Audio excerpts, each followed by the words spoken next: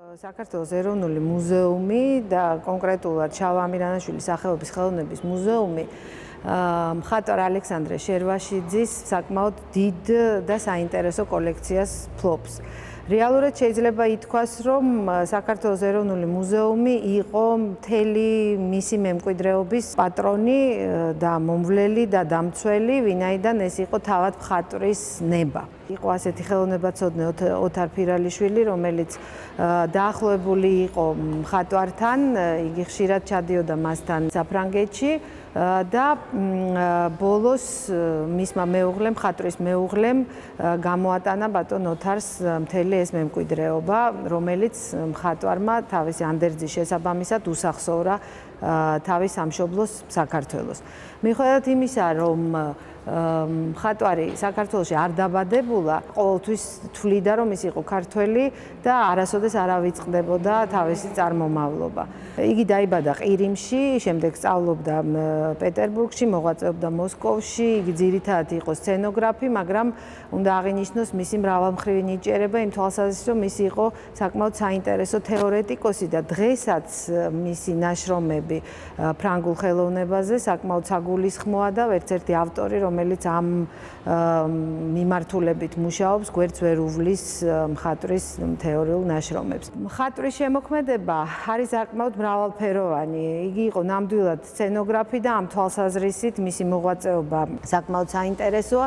იგი არის თანაგუნდელი მირის კუსტას წარმომადგენლების, ეს იყო ჯაგილევის, ცნობილი რეჟისორის და ქორეოგრაფის მიერ დაარსებული ესეთი ორგანიზაცია ბენუასთან ერთად აქ საკმაოდ საინტერესო მხატვრები მოღვაწეობდნენ და ერთ-ერთი მნიშვნელოვანი პერსონა ამ გაერთიანებაში გახლდათ სწორედ ალექსანდრე შერვაშიძე.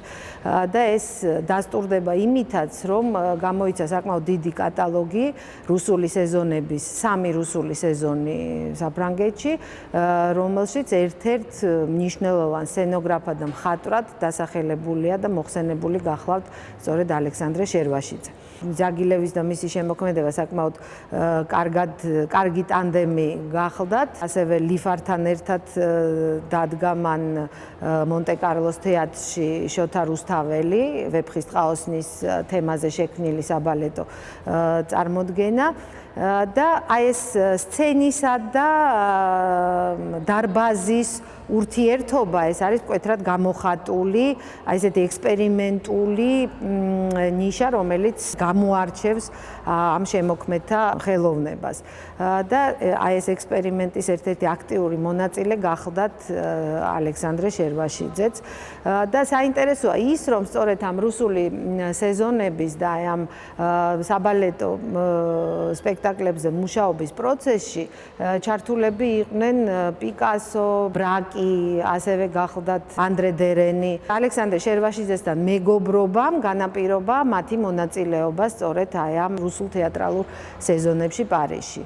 და ესეც ძალიან საინტერესო ფაქტია მისი შემოქმედებითი მოღვაწეობიდან, რომ მას ურთიერთობა ჰქონდა ასეთ ადამიანებთან. სწორედ აი ამ სიმბოლისტებს და მოდერნის წარმომადგენელ შემოქმედთა მსოფლმხედველობას ემთხვევა მისი მსოფლმხედველობა სრულად. იგი იყო ესეთი მკვეთრად გამოხატული ინდივიდუალისტი და ამავე დროს იგი იყო ტრადიციების ერთგული.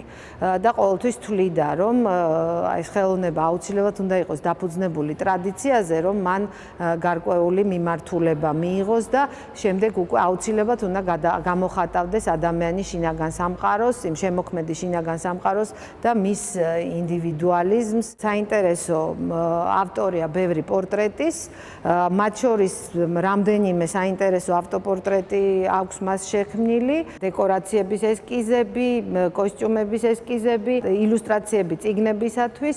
როდესაც ეს დიდი სკივრით მოიტანეს ეს ნამუშევრები მუზეუმში, ეს იყო ძალიან დიდი მოვლენა. 60 წელს შეიქმნა საინვენტარო წიგნი, გაფორმდა ოქმები აი ამ მემკვიდრეობის მიღებასთან დაკავშირებით.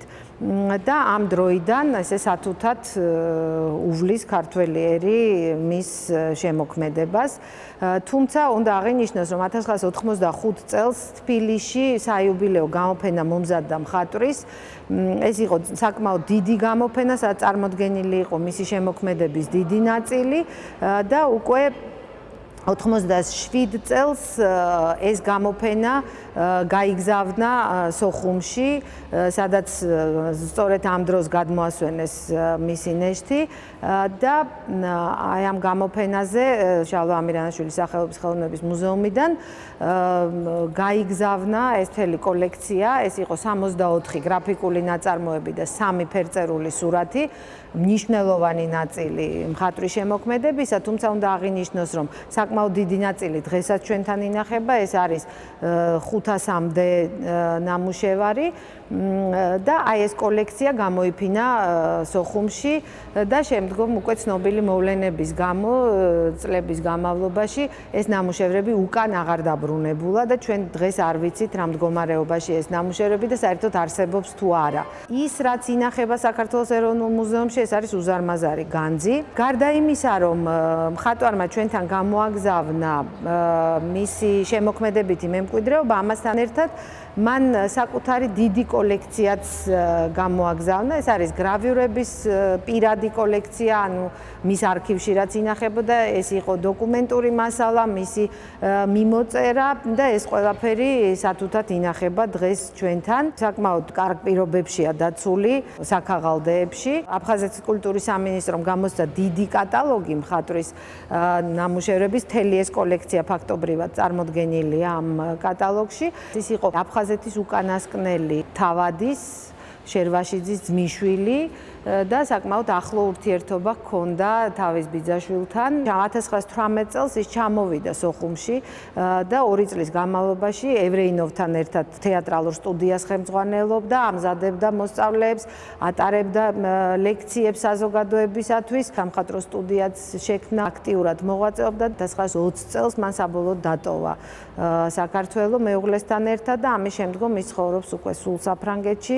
ბოლო წლები მან გაატარა მოხუცთა პანსიონატში და სწორედ გარდაცვალებამდე დიდი ხნით ადრე გადაწყვიტა მან, რომ ეს მთელი მისი მემკვიდრეობა საქართველოსთვის უნდა დაეტოვებინა და უსახსოვრა მან ეს ქართულ საზოგადოებას და ქართულ სახელმწიფოს.